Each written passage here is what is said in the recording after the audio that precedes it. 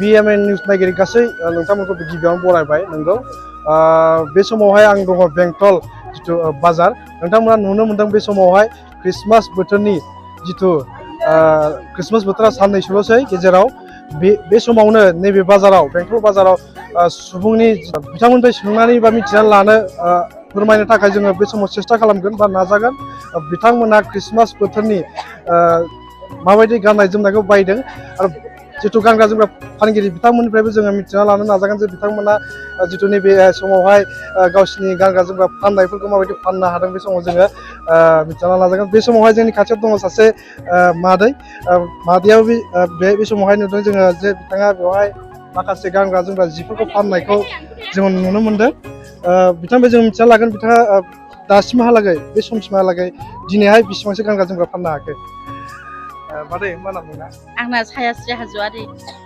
जिथु नोंखौ जोङो दख'ना फाननाय नुदों बर'दिननि बयबो बायसावदों गांबेसे फाननो हाखो दासिमाव दख'ना गांब्रै ओमफ्राय जोमग्रा गांनै ओमफ्राय ब्लाउस गांथामसो फाननो हाबाय आरो इन्दि गांनै 1800 दामनि बिदि आरो सिगांनि बायदि जाला सिगांथ' बिराद मोजां जायोमोन ओरैनो सानसेयाव 50 to 55 बिदि थावजेन फाननो हायोमोन आरो ओमफ्राय दा गैला आरो मा आसा खालामो समा दंबावो बेसेबां फाननो हागोन होननानै दासिमाव बेखौथ' बुंनो हाला बायग्राफोरनि सायावसो आरो कास्टमारनि सायाव माबायदि फैदों कास्टमारफ्राथ' फैदों माना दाना अनलाइनजों माजों न' हैसै नालाय बेखायनो बारा नांला आरो सिगाङावथ' बिराद मोजां फाननो हायोमोन ओमफ्राय दाख्लै बे माबायाव दुमब्रुआवहाय दखान गोदान खुलिबायना बेहाय थांनानै एसे रानसारनाय जाबाय आरो दुमब्रुआव आं थाङाखै जोंनि लोगोफोर थांदों आरो मा मोननो हायो नोंनि बेहाय दख'ना मोननो हायो ब्लाउस ओमफ्राय बारा गामोनथ' आं थाङा जायखिया न'आव बिदिनो गालामाल दखान दङ जोंना बेंटलावनो बेहाय होयो आरो गालामाल दखानाव लांफैनो थाखाय मा खालामलायगोन बेंटल ओनसोलनि रायजो राजाफोरखौ आइजोफोरखौ बिदिनो जायहा नांगौ बिस्रा लांनो फैगोन आरो नाङाबाथ' आरो लांनो फैनाय नङा बिदि आरो दखाना बेहायनो पारमानेन्टखा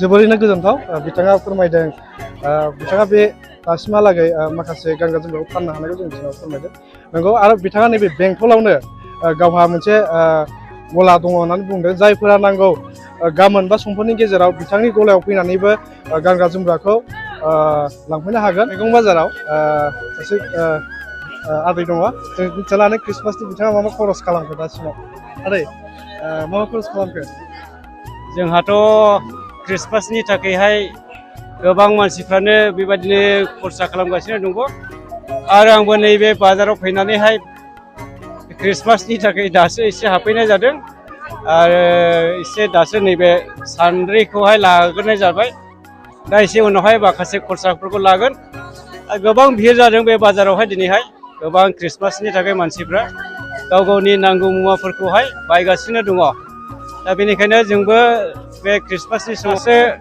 खरसा खालामनो फैनायावहाय आंबो नोंथांमोननि बे मिडियानि गेजेरजों बेखौनो फोरमायोदि क्रिसमासनि बे समायावहाय गोबां सुबुंफ्रानो एबा गोबां मानसिफ्रानो गाव गावनि बेसादफोरखौहाय नांगौ मुवाफोरखौहाय लागासिनो दं बायगासिनो दङ गोबां मोजां बायगासिनो दं आं बायगोन बे दिनैनि समाव थाव संख्रि बानलु जानाय लोंनाय बे मैगं थाइगंफोर आरो बेबादिनो गोबां जि जोमफोर गथ' गथायफोरनि थाखायहाय बिसोरनि थाखाय नांगौ मुवाफोरखौहाय बायनो थाखाय सानगासिनो दङ माबायदि फालिगोन सानदों क्रिसमासखौथ' जों बेबादिनो गोबां जोंनि धोरोम सिबिनायजों धोरोमनि गासैबो खान्थिफोरखौ लाखिनानै जों सिबिनायनि गेजेरजों क्रिसमासखौ फालियो बेजोंनो जों गाव गावनि न'फोरखौबो एसे क्रिसमासनि मुङै एबा जिसुनि सारायजानायनि मुङै जोङो साजायो आरो बेबायदिनो जोङो बे क्रिसमासखौहाय जोङो गिदिर रंजानायजों बेखौ फालियो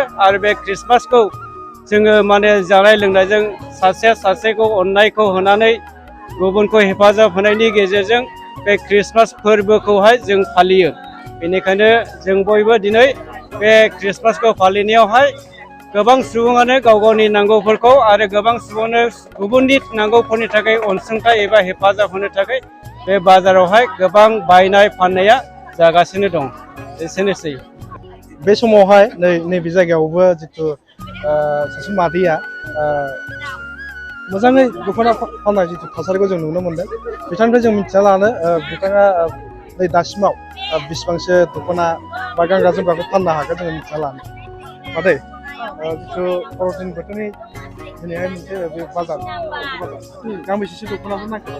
ओमफ्राय ब्लाउस बिदिनो गुदुं गोजां बोथोरखाय ख्रिस्टमासनि थाखाय गोबां बिमाफ्रा लाबाय बेनो आरो। बेसेबां दामनि गानग्रा जोमग्राखौ मोननाय जायो? लकेलाथ' ओरैनो दामखा 2600 ओमफ्राय ब्लाउसफ्रा बिदिनो 250 230नि हरबाय 30 थाखा जानानै बिदि आरो। बेसेसो नागिरो दासिम? साननाय जायाखै फैसाया दा बिहिर जानायखाय आन्दासाव बिदिनो 6-7सिम थांबाय खोमा। बाजारा माबायदि जादों? बाजाराथ' एसे मोजाङानो आरो मोजां जादों। बर'दिन बोथोरखौ माबायदि जाजानो लुबैयो? बर'दिन बोथोरखौथ' बिदिनो ख्रिस्टमासखौ जोंहा बिराद रंजानो बयबो खुसि आरो जानाय लोंनायजों आरो बिदिनो हर सान बिदिनो फालिनाय जायो जों ख्रिस्टानफ्रा बिदिनो। मादैया बिक्ति हिसाबै माबायदि खालामगोन सानदों? बिक्ति हिसाबथ' दा बिराद जों खरस खालामगासिनो दङ बेदर बायदिसिना गानग्रा जोमग्रा बेनो आरो। नोंथांनाव दख'ना बायनायखौ मोजां मोनदों दिनै? मोनदों, गोसोआ रंजानाय मोनदों। साद्रि नांबाय ब्लाउस नांबाय आरो सुइटार बिदिनो आरो।